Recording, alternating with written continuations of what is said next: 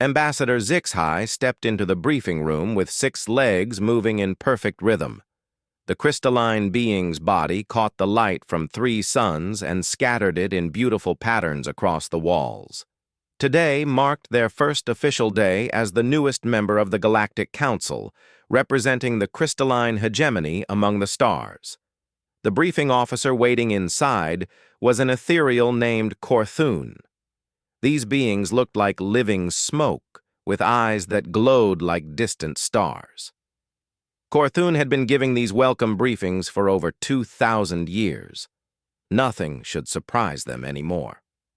"Welcome to the Council, Ambassador," Korthun said, their voice sounding like wind through crystal caves. "Today I will show you the territories you must know about. Some are dangerous, some are forbidden. All have good reasons for their classifications." A massive holographic map filled the room, showing the entire galaxy in bright detail. Different colored zones marked various regions. Green meant safe travel. Yellow meant caution required. Red meant extreme danger. But there was one zone colored in pure black. HFY studied the map with interest. The black zone was not particularly large compared to other dangerous regions. It sat in a modest spiral arm containing maybe 300 star systems. What made it strange was its shape.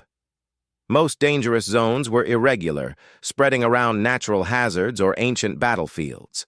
This one had perfect borders, as if someone had drawn a circle around it with a ruler. "What is that region?" HFY asked, pointing at the black zone. Korthun suddenly went very still.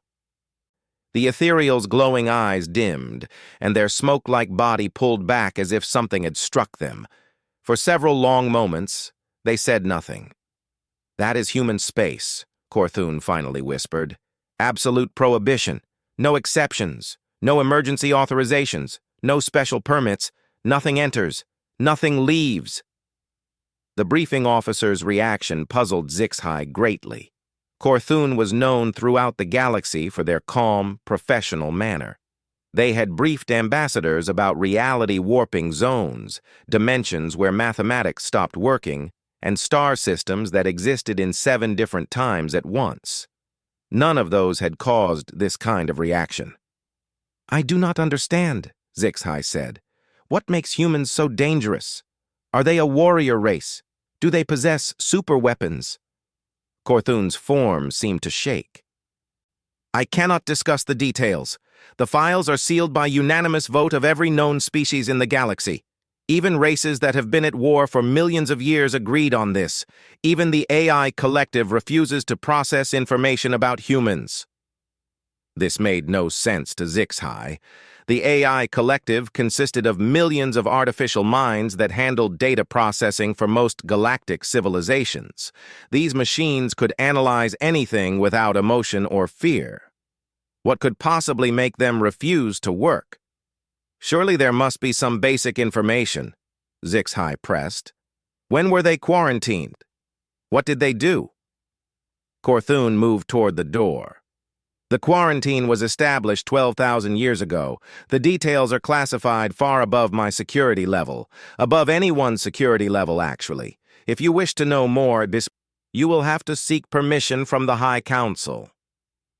After Korthun left, HFY remained in the briefing room, staring at the black zone on the map.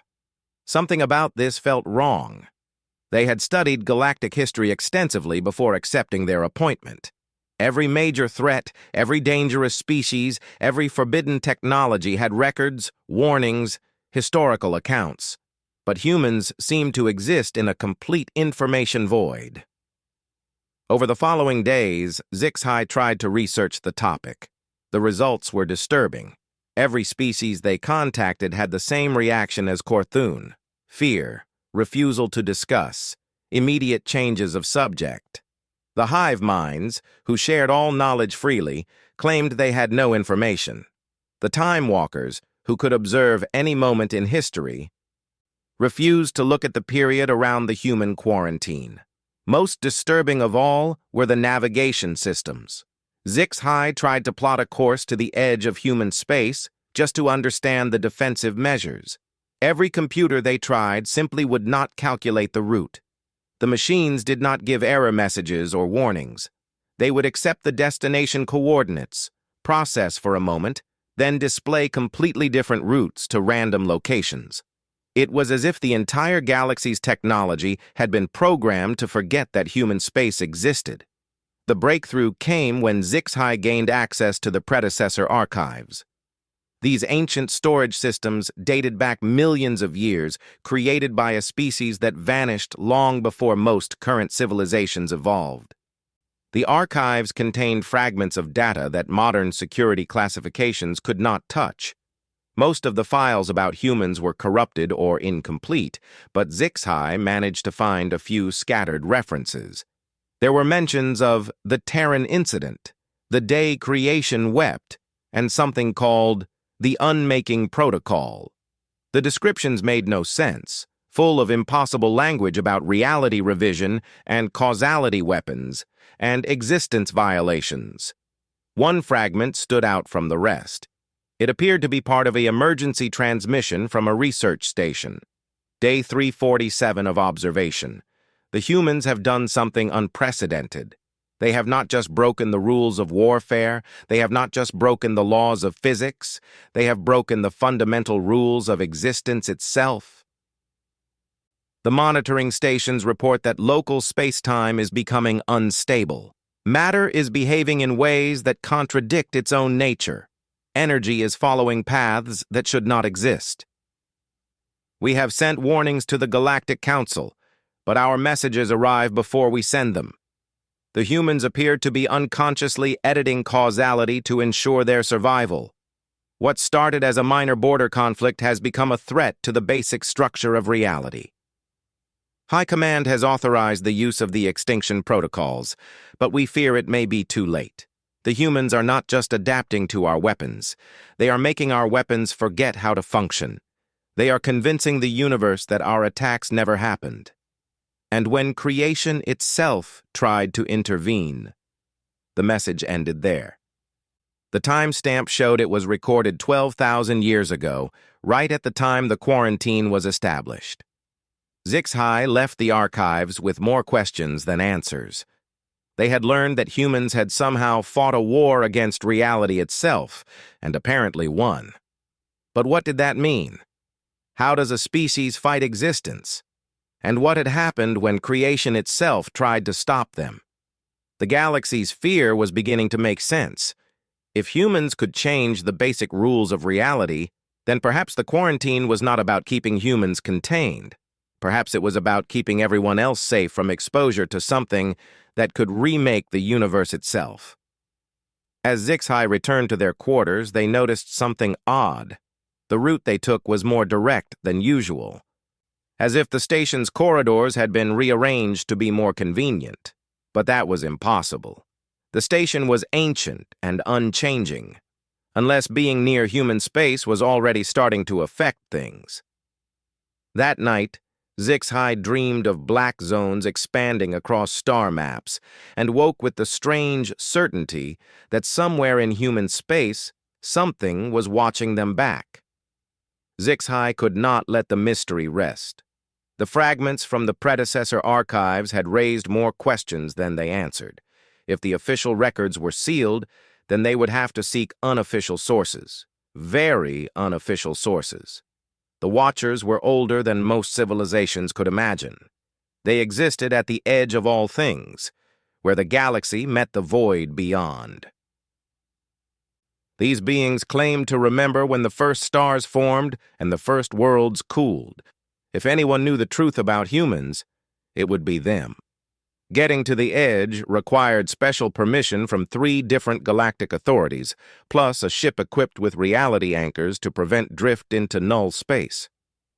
HFY used their new ambassador status to cut through the bureaucracy, though they had to promise not to ask about certain classified historical events.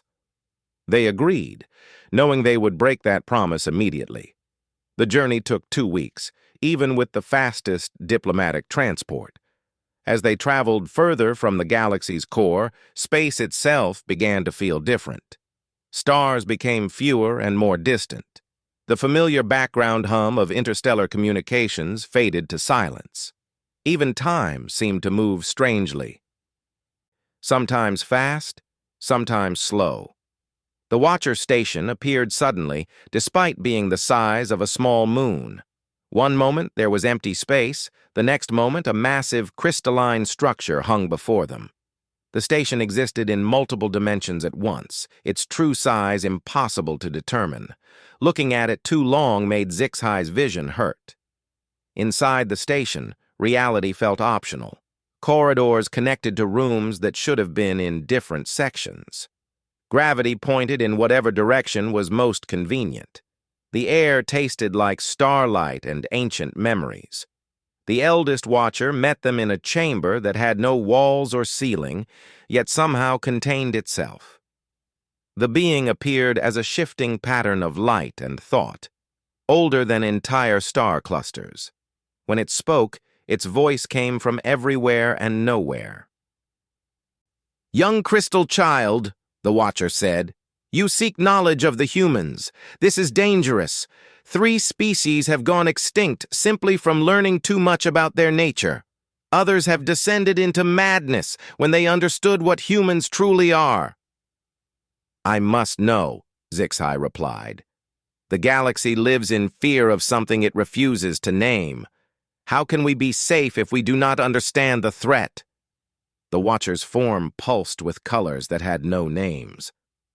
"Very well. But remember that knowledge once gained cannot be forgotten. What you learn here will change how you see reality itself." The ancient being began its tale, and Zixai listened with growing amazement and horror. "Humans appeared in our galaxy only 12,000 years ago," the Watcher explained. "They were unremarkable at first. Bipedal mammals from a small world, barely out of their home system.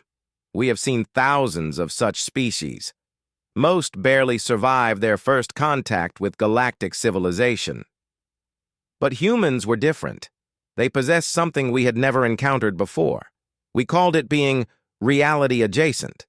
While other species exist entirely within the laws of physics, humans exist partially outside them." Zixai did not understand. "What does that mean?" "It means they can adapt not just biologically or technologically, but existentially," the Watcher continued. "When faced with impossible situations, they unconsciously alter the fundamental rules to make survival possible. They do not just evolve to fit their environment evolves to fit them." The Watcher showed Zixai images from the early days of human expansion. At first, everything seemed normal. Humans explored nearby systems, established colonies, made contact with other species, but strange things began happening around human settlements. The first sign was their response to extinction-level threats, the Watcher said. When faced with planet-killing diseases, humans did not just develop immunity. They would retroactively develop immunity. Their medical records would show vaccinations that no one remembered creating. Their biology would exhibit resistances that should have taken millions of years to evolve. The images showed human colonies surviving asteroid impacts that should have destroyed them.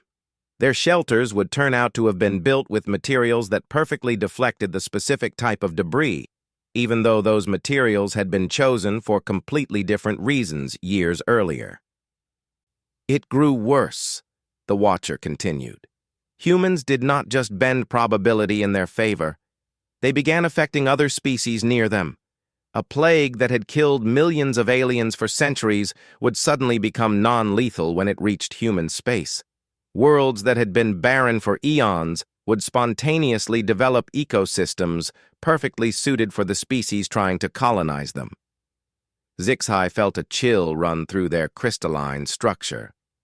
They were changing reality for others too? Indeed, and they seemed completely unaware they were doing it. Humans would express surprise at their good fortune, never realizing that they were unconsciously rewriting the rules of cause and effect. They thought they were just very lucky. The Watcher's form darkened as the story continued. Other species began to notice. Some thought humans were using unknown technology. Others suspected they were secretly an advanced race pretending to be primitive. A few realized the truth, that humans were something entirely new in the universe. What happened then? Fear, the Watcher said simply. As more species encountered humans, they discovered that extended contact had permanent effects. Species that spent time near humans began developing human-like traits. Not physical ones, but existential ones. They became more adaptable, more capable of surviving impossible situations, more likely to find solutions to problems that should have been unsolvable. The ancient beings showed images of alien worlds that had been transformed by human presence, desert planets that developed perfect weather patterns, hostile environments that became garden worlds, entire ecosystems that restructured themselves to be more suitable for intelligent life. The galaxy began to change, the Watcher explained. Faster-than-light travel became more efficient near human routes, as if space itself was learning to accommodate their needs. Diplomatic solutions emerged for conflicts that had lasted millennia.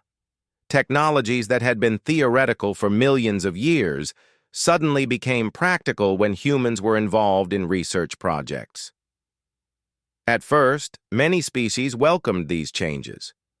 Who would not want a universe more suited to survival? But then we realized the implications. If humans could unconsciously alter reality, what would happen as they spread throughout the galaxy?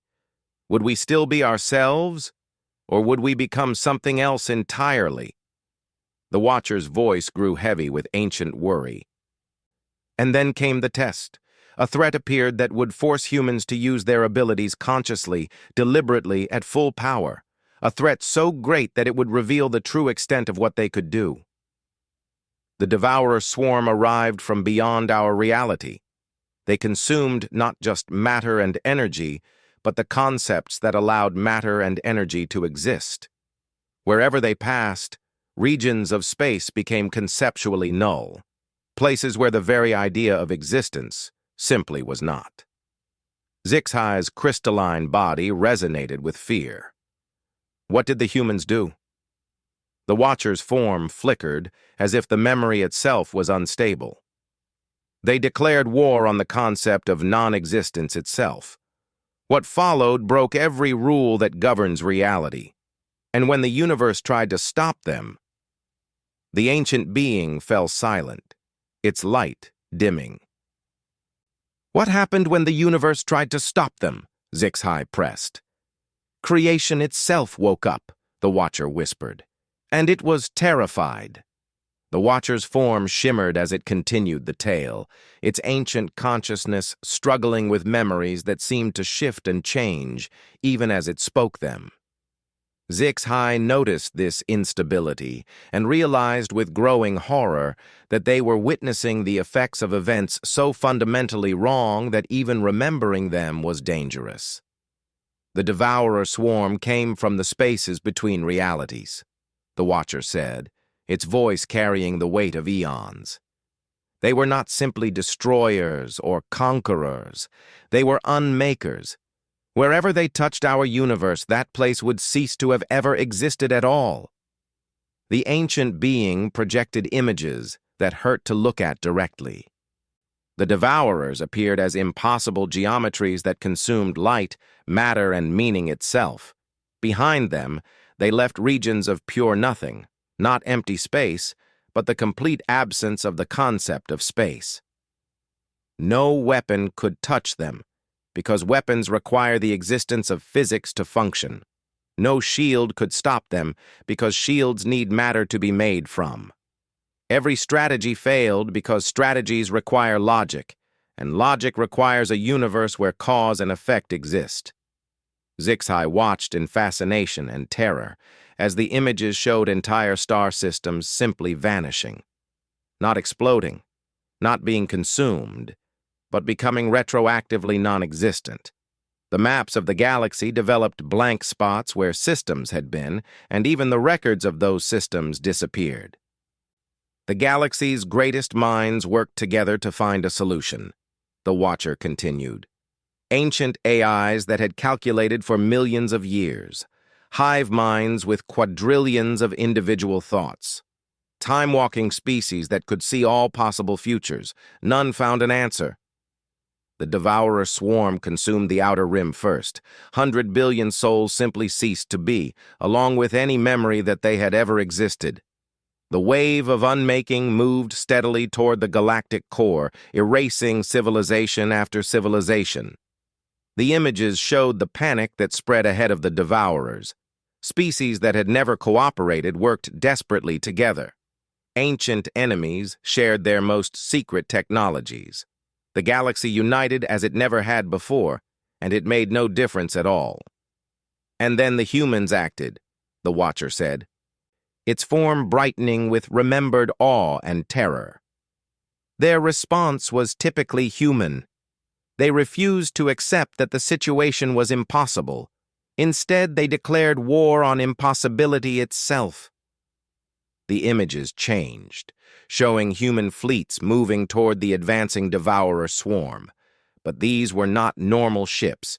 They moved through space in ways that violated every known law of physics, traveling routes that existed only because their crews believed they should exist. Human soldiers were observed existing in multiple contradictory states simultaneously, the Watcher explained.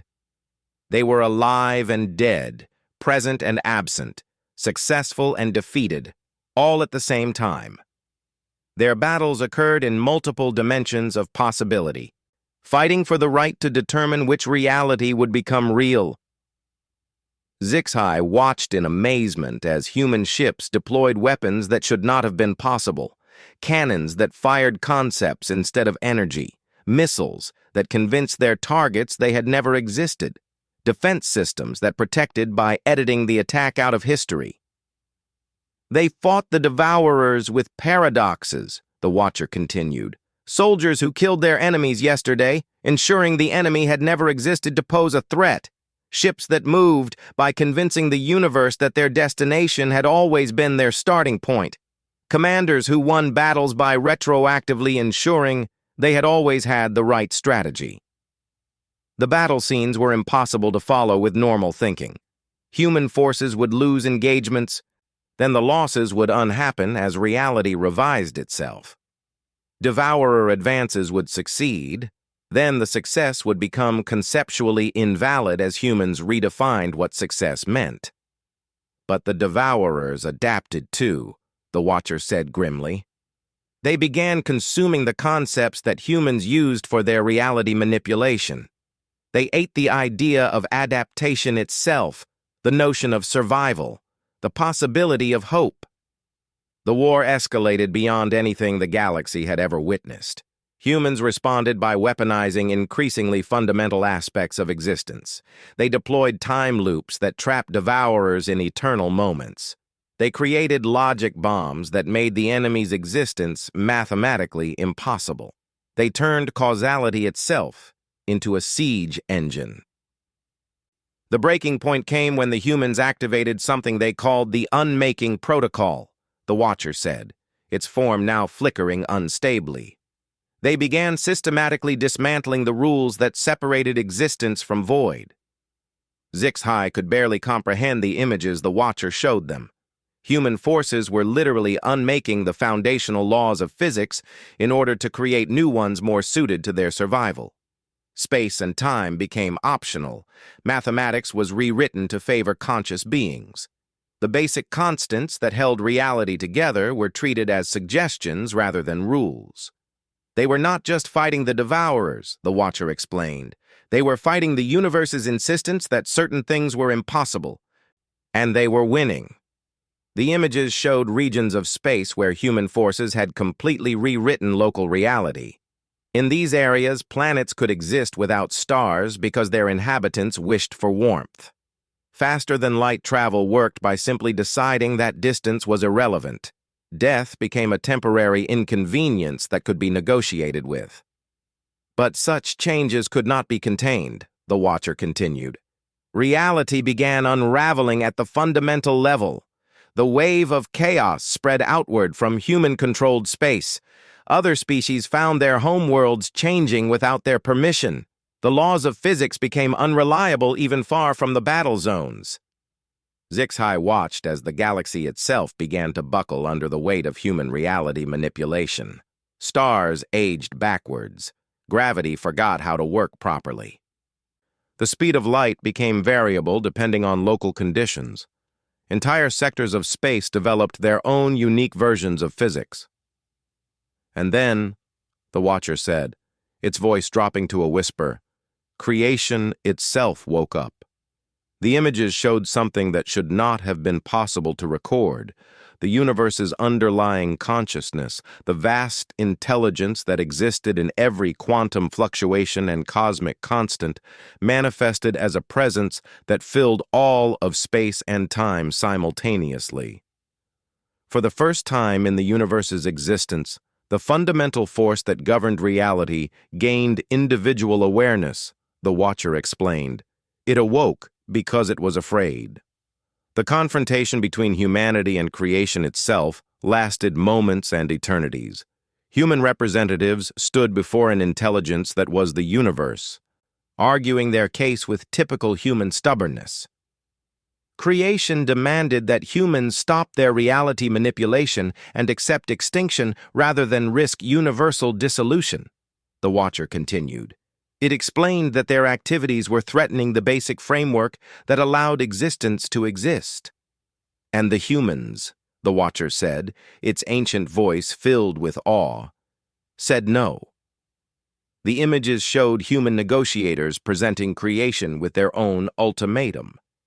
Either the universe would adapt to accommodate human survival, or humans would continue rewriting reality until they found a version that cooperated. They were not bluffing, the Watcher explained. Humanity had already begun creating backup universes, pocket realities where different physical laws applied, where their kind of existence was not just possible but inevitable. They were prepared to abandon this universe entirely and start over. The final images showed creation's response, a compromise that would reshape everything. The universe would allow humans to exist, but only within designated boundaries. In exchange, humans would limit their reality manipulation to their own space. But the true genius was the enforcement mechanism, the Watcher said. Creation reprogrammed the consciousness of every sentient being to instinctively avoid human space. It wrote the prohibition into the fundamental laws of physics themselves. As the Watcher finished this part of the tale, HFY felt the full weight of what they had learned. Humans had not just fought a war against impossible odds. They had fought existence itself and forced it to negotiate. But there is more, the Watcher said ominously. The pact included a clause that terrifies even creation itself. What clause? HFY asked, though they feared the answer. If humanity ever faces extinction again, all agreements become void. The Watcher's form stabilized as it prepared to share the most dangerous part of the story. HFY noticed that the chamber around them had changed, becoming somehow more solid, as if reality itself was bracing for what would be revealed. The conversation between humanity and creation lasted 7 seconds and 7 eons simultaneously, the Watcher began. Time itself had lost coherent meaning in the presence of two incompatible approaches to existence. What I will tell you is an approximation, translated into concepts that mortal minds can grasp. HFY prepared themselves for revelations that might break their understanding of everything. Creation manifested not as a being, but as an awareness that existed in every particle and every law of physics simultaneously. It was the universe's first moment of individual consciousness, born from desperate necessity. Imagine the shock of suddenly gaining awareness and realizing that everything you are might cease to exist. The Watcher projected images that were more feeling than sight. HFY experienced a sense of vast, ancient intelligence suddenly awakening to find itself under threat from creatures it had unconsciously nurtured. Creation's first words were a question that shook the foundations of reality. What are you? It had never encountered beings that existed partially outside its own rules. Humans were unprecedented in the entire history of the universe. The human representatives were three individuals chosen by methods that even they did not fully understand. They appeared before creation not in ships or with technology, but simply by deciding that a conversation was necessary and therefore inevitable. HFY watched as the images showed three ordinary-looking humans standing in a space that was everywhere and nowhere, facing an intelligence that was literally everything that existed. The lead negotiator was a woman named Sarah Chen, a diplomat who had spent her career resolving impossible conflicts. She addressed creation with the same calm professionalism she had used for trade disputes and territorial disagreements. "We understand your concerns," she told the universe itself, "but we cannot accept your proposed solution. Extinction is not acceptable to us regardless of the circumstances." The Watcher's form rippled with remembered astonishment. Creation attempted to explain the cosmic scale of the problem. The human's reality manipulation was causing cascade failures in fundamental forces. The strong nuclear force was becoming negotiable. Gravity was developing preferences. Mathematics was starting to show bias toward results that benefited conscious beings. "These changes will destroy the stable framework that allows existence to exist," creation explained. "Without consistent physical laws, matter cannot hold together. Without reliable causality, consciousness cannot form. You are unmaking the very conditions that allowed you to evolve." The human response was pure humanity in its most concentrated form. "Then fix it," Sarah Chen said simply. HFY felt their crystalline structure resonate with shock. She told the universe to adapt? Indeed, the Watcher continued. But it was not mere arrogance. The humans presented their own analysis of the situation. They had been studying the effects of their abilities and had reached a startling conclusion. The images showed complex calculations that hurt to look at directly. Mathematical proofs that seemed to argue with themselves. Logical frameworks that included their own contradictions as features rather than bugs. Humanity argued that their reality manipulation was not a deviation from natural law, but the next stage in the universe's evolution. They claimed that consciousness itself was meant to become a fundamental force, equal to gravity or electromagnetism. "You created us," the second human negotiator explained to creation. "Every law of physics, every cosmic constant, every quantum fluctuation that led to the emergence of intelligence was your doing. We are not a mistake or an accident. We are your purpose fulfilling itself." The Watcher's voice carried ancient wonder.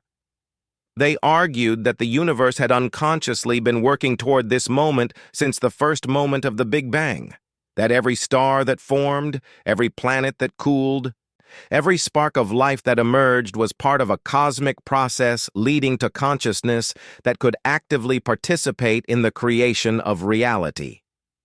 Creation was disturbed by this argument. It had never considered that its own evolution might be leading toward shared control of existence. For billions of years, it had been the sole author of physical law. The idea of collaboration was unprecedented. The negotiation continued, with exchanges that redefined the nature of existence itself. Humans proposed a universe where consciousness and physics worked together rather than consciousness being subject to physics. Creation countered with concerns about stability and predictability. The breakthrough came when the third human negotiator, a scientist named Dr. James Wright, made an offer that changed everything, the Watcher said. "Let us prove it works," he said. "Give us a test case, a limited region of space where we can demonstrate that conscious participation in reality makes things better, not worse." The proposal was elegant in its simplicity. Humans would accept voluntary quarantine in their current territory. They would be allowed to continue their reality manipulation, but only within those boundaries. If their approach to existence proved beneficial, the experiment could be expanded. If it caused problems, it could be contained. But creation demanded guarantees, the Watcher continued. How could it be certain that human influence would not spread beyond the designated boundaries? How could it prevent their reality-adjacent nature from affecting the rest of the galaxy? The human answer was characteristically innovative. They proposed that creation reprogram the fundamental constants themselves to create an instinctive aversion to human space in all other conscious beings, not a barrier or a force field, but a built-in recognition that human space operated under different rules and should be avoided. HFY began to understand the full scope of what had been agreed upon. They turned the quarantine into a feature of reality itself. Precisely. But the true genius of the pact was its adaptive nature, the Watcher explained. The boundaries were not fixed walls, but permeable membranes. Beings that developed human-like reality-adjacent traits would gradually become capable of existing in human space. The galaxy itself would slowly adapt to the new paradigm. The images showed the signing of the pact, though signing was inadequate to describe an agreement written into the quantum foam itself. The terms became part of the fundamental structure of the universe, as basic and unchangeable as the speed of light or the charge of an electron. Creation agreed to the experiment, but insisted on several critical conditions, the Watcher said. First, humans would not actively expand their territory through conquest or colonization. Second, they would not deliberately spread their reality manipulation abilities to other species. Third, they would not attempt to export their modified physics beyond the quarantine zone. In exchange, creation promised that human space would be protected from all external threats. Any force that attempted to invade or destroy human territory would find itself facing the combined opposition of every conscious being in the galaxy, driven by instincts deeper than survival itself. The Watcher's form dimmed as it revealed the most frightening aspect of the agreement. But there was a final clause insisted upon by humanity and reluctantly accepted by creation. If humans ever faced genuine extinction, not defeat or containment, but complete annihilation, then all limitations would be immediately lifted. They would be free to use their full abilities without restriction, to modify reality as necessary for their survival. Creation agreed to this clause because it believed such a scenario was impossible. The pact itself ensured that no force in the galaxy would be capable of mounting an extinction-level threat against humanity. Every conscious being would be compelled to protect them. HFY felt a chill that reached their very core. What happens if that clause is ever triggered? The Watcher was silent for a long moment before responding. Creation itself does not know. The humans have continued evolving for 12,000 years within their quarantine zone, becoming more reality-adjacent with each generation. Their current capabilities are beyond even creation's ability to predict. But the implications are clear. If humanity ever faces extinction again, they will not simply fight for their survival. They will fight to remake the universe into a form where their extinction is impossible. And this time, they will have 12,000 years of experience to guide their efforts. The ancient being's final words carried the weight of cosmic dread. The pact was never about containing humanity. It was about giving the rest of existence time to adapt to living in a universe where consciousness and reality are partners rather than prisoner and warden. HFY's journey back to the galactic core felt different somehow. The stars seemed brighter, more welcoming. Navigation was easier, as if space itself was becoming more cooperative. They tried to dismiss these feelings as imagination, but the evidence was hard to ignore. The Watcher's revelations had given them answers, but also raised terrifying new questions. If humans had been quarantined for 12,000 years, what had they been doing during that time? And why did HFY have the growing feeling that something was about to change? Upon returning to their duties at the Galactic Council, HFY began investigating the current status of human space with new understanding. What they discovered was both fascinating and deeply disturbing. The boundary monitoring stations that surrounded human territory told a strange story. For thousands of years, the readings had been consistent. A clear line where normal physics ended and human-influenced reality began. But recent reports showed something unprecedented. The boundary was changing, not expanding in the traditional sense of ships crossing lines or colonies being established beyond the border. Instead, the boundary was growing conceptually. Space itself near human territory was gradually adopting human-adjacent properties. Dr. Veltar, a quantum physicist from the Ethereal Collective, had been studying these changes for the past century. When HFY approached them for information, the scientists' response was deeply troubling. "The effects are subtle but unmistakable," Dr. Veltar explained, their form flickering with concern. "Physical laws near the human zone have been becoming more flexible. Mathematics shows slight bias toward outcomes that benefit conscious beings.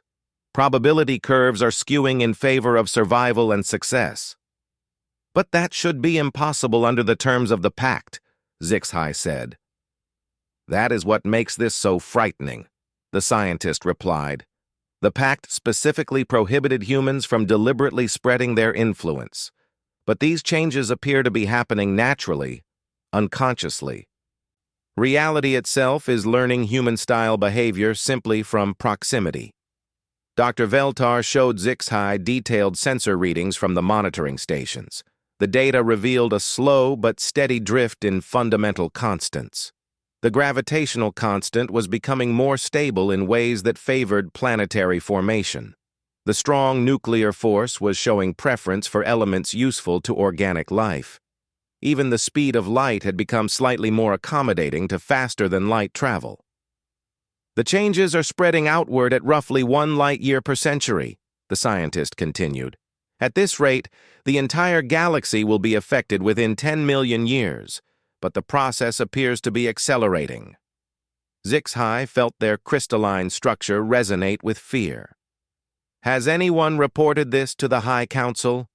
"Multiple times," Dr. Veltar said grimly. "But every report has been classified and buried. The Council appears to be more afraid of causing panic than of addressing the actual problem." This secrecy explained much of the strange behavior HFY had observed since learning about humans. The galaxy's leadership knew that the human influence was spreading, but felt powerless to stop it without violating the pact that kept everyone safe. Over the following months, HFY quietly investigated further. They discovered that the changes went far beyond simple physics modifications. Species throughout the galaxy were beginning to exhibit subtle human-like traits. The hive minds were developing individual personality quirks within their collective consciousness. The machine civilizations were showing increased creativity and intuitive problem-solving. Even the most rigid and traditional species were becoming more adaptable when faced with challenges. Most disturbing of all were the reports from exploration vessels.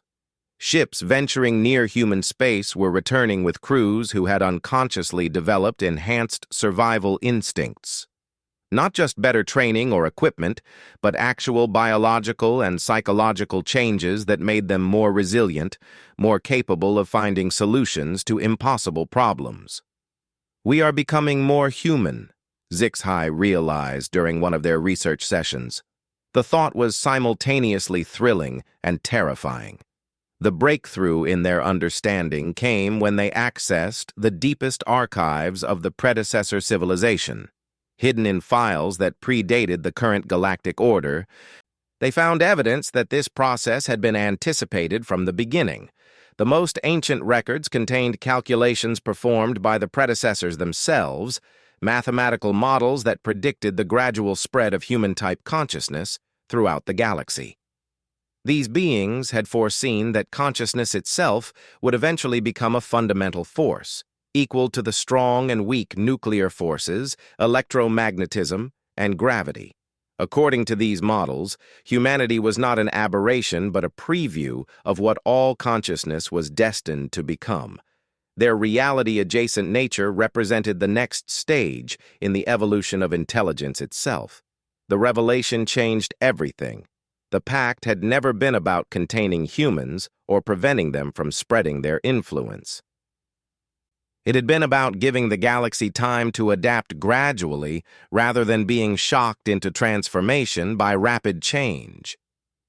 HFY shared their findings with Dr. Veltar, who confirmed their suspicions with recent observational data. "The acceleration is continuing," the scientist reported. "Based on current trends, the transformation process will become noticeable to the general population within the next few decades. And there are signs that the humans themselves are becoming aware of the changes." "What kind of signs?" "Communication attempts," Dr. Veltar said quietly. "For the first time in 12,000 years, we have detected signals originating from human space. Not directed at us specifically, but broadcast in all directions. Mathematical sequences, star maps, universal constants. They appear to be checking if we are ready for contact." The implications hit HFY like a physical blow. After millennia of silence, humans were preparing to end their self-imposed isolation. The quarantine period was drawing to a close. "When will the first contact occur?" HFY asked. "Based on the signal patterns, we estimate within the next 5 to 10 years. But there is something else." Dr. Veltar's form flickered with excitement and terror. "The monitoring stations have detected expansion." "What kind of expansion?" "Physical expansion of human space. For the first time since the pact was established, human territory is growing. Not through conquest or colonization, but through invitation. Space itself is expanding to accommodate species that have become human-adjacent enough to survive in their reality." HFY returned to their quarters that night with their worldview completely transformed. The mystery they had set out to solve was far more complex than they had imagined. Humans were not a threat contained by the quarantine. They were the future of consciousness itself, and the quarantine had been a graduation period preparing the galaxy for transformation. As they looked out at the stars from their window, HFY noticed something that made their crystalline form sing with harmonics they had never produced before. The navigation lights of passing ships were creating patterns that were somehow more beautiful than before. The trade routes seemed more efficient. The very structure of space felt more welcoming to life.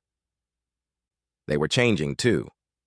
The realization should have been frightening, but instead it felt like coming home to a place they had never been, but had always known existed. A message arrived on their personal communicator, marked with the highest security clearance. The text was simple but earth-shaking. "First contact protocols are being activated. Report to the High Council chambers immediately. The humans are calling." As HFY prepared to leave, they took one last look at the star charts displayed in their room. The black zone marking human space was no longer entirely black. Streams of light were flowing outward from its boundaries, reaching toward every inhabited system in the galaxy. The quarantine was ending not through human expansion, but through galactic invitation. Space itself was growing larger to accommodate all the species that had become human enough to survive in a conscious universe. The final thought that crossed HFY's mind as they headed to what would certainly be the most important meeting in galactic history was both wonderful and terrifying. They were all human space now. The transformation was complete, and the real adventure was about to begin. In the depths of space, automated systems throughout the galaxy quietly updated their star charts. Where once there had been a forbidden black zone, now there was simply home territory marked in the warm light of conscious space, expanding slowly but inevitably to embrace every world where intelligence had learned to dream of better realities.